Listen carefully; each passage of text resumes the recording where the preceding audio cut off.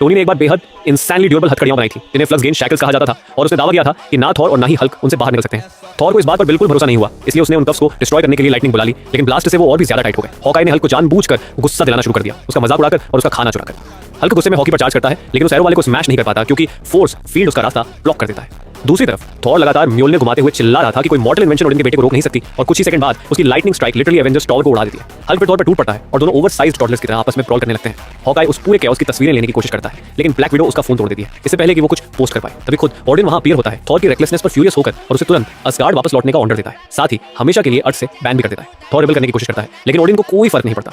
Tony फिर दावा करता है कि किसी भी रियल में कोई उसकी शैकल्स नहीं तोड़ सकता, लेकिन तभी ओडिन कैजुअली अपनी ओडिन फोर्स पावर्ड स्पीयर उठाता है और एक ही हिट में उन्हें शैटर कर देता है। सेकंड्स में टोनी की सालों की मेहनत मिटा देता है, यहाँ तक कि फाल्कन भी डिसबिलीफ में बस देखता रह जाता है। ओडिन फिर थॉर को लेक्चर देना शुरू करता है कि अर्थ गॉड्स के मैटर्स के सामने कितनी इनसिग्निफिकेंट है। तभी अचानक हल्क पीछे से उसे पूरे रूम में धक्का मार देता है। उस पर सब चुप हो जाते हैं क्योंकि सबको पता था कि अब आगे क्या होने वाला है।